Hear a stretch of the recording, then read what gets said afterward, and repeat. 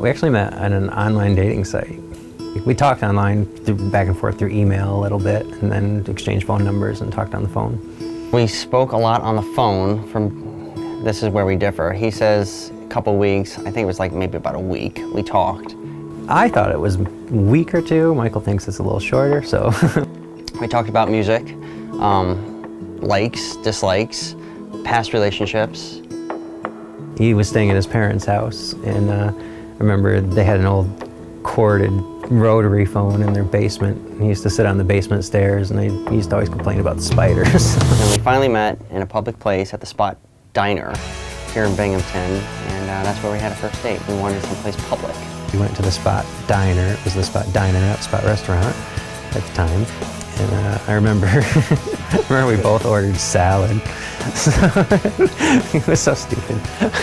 We ate dinner, we talked, and we ended up going to the parking lot of Barnes & Noble and just hung out there and just chit-chatted all night long. And then from there, we ended up going back to my apartment. And I lived in Johnson City at the time. I had an apartment.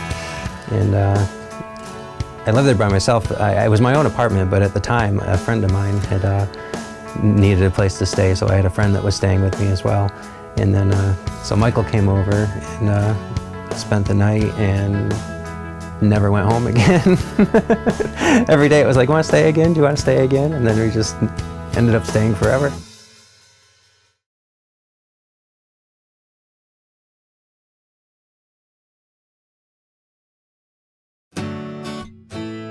I like somebody who is very smart, who just makes me think, outside of the box.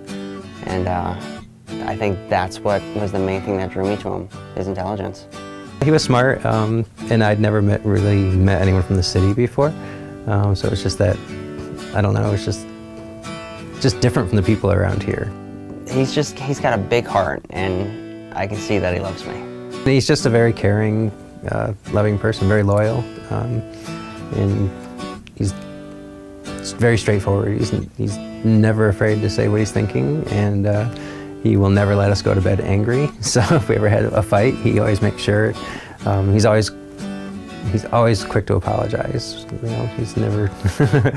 I sometimes have difficulty saying I'm sorry. So he has a lot of patience to deal with me. He does. He's just a very thoughtful person. He's always thinking of everyone else before himself. He's always just looking out for the other person. And he's always willing to help and go above and beyond everything. He just always puts himself last. You know, he's got a lot of patience. He's a good guy. He always says that I'm the analytical and scientific and non-emotional, and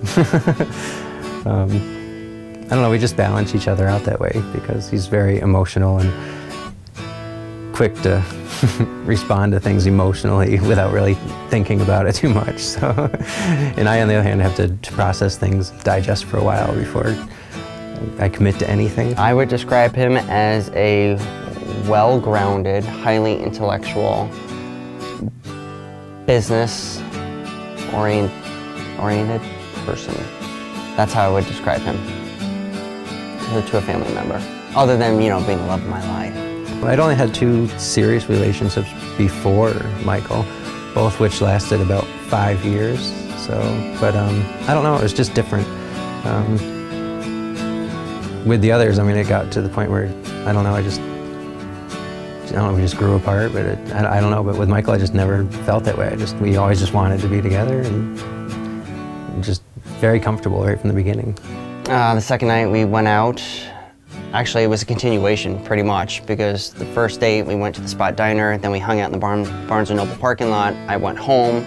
Later that night we got together and pretty much moved in from that point on, and pretty much disassociated myself with my family and just was completely engulfed. Everything was Billy at that point. And then I got my mother calling me saying, you know, do you remember us? When are you gonna come home? So I went home, but from that point on, the second date, it was just, that was it. I knew it. I knew it right there. You had that you have that feeling when you just know, and I knew we clicked right away. And not to sound all corny, but I got the butterflies and the tingles, and it wasn't hormones, but it was all that stuff. So I knew right then and there, he was the one. He was the one, completely.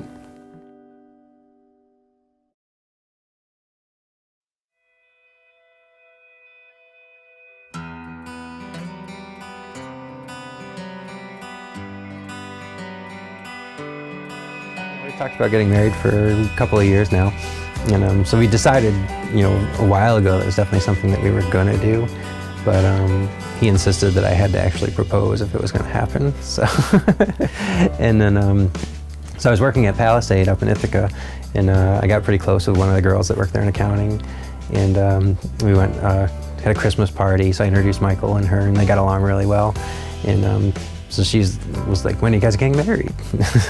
So then they started talking back and forth, and then like every day at work, with Heather, she was like, so when are you gonna propose? When are you gonna propose? So she kind of just kept pushing me and pushing me. I found the ring, the first ring, it was actually the first ring that we looked at that I really liked. And then, so I continued shopping. I looked at hundreds, thousands of rings, and I just kept always going back to the one. So I finally decided that that was the ring I wanted to get. And so we kept trying to come up with some fancy proposal, and just couldn't come up with anything really fun or different. So I thought about doing it at Christmas and just putting it in a present or something, but I wanted to do it sooner. So we did it on his birthday. We got all of our friends together, our close friends, and we went out to dinner at Little Venice. And then after dinner, between dinner and dessert actually, was when I proposed. Happy birthday, Michael. When we first met nearly 15 years ago at the Spa Diner, I thought you were way out of my league. I just knew for sure you wouldn't have a second date, so I made sure the first one never ended, which you did. It did the second day. We have a lot of great memories. Our road trip to Cedar Point, which we were talking about, hiking to the Grand Canyon in Pennsylvania, our rafting and kayaking trips, concerts, times with our friends, buying our first house. This is just the beginning of our relationship, and I can't wait to see the memories that we are yet to create. In all the years that we have been together, we have spent very few days apart, which is very true. I know a long time ago that I was in love with you, but with each day that passes, I recognize just how deep my love for you is. I know for certain that you are the one I want to be with forever. Thank you, honey. So, let's make it official. Oh, here it comes. There you go. And you're on, no way. Absolutely.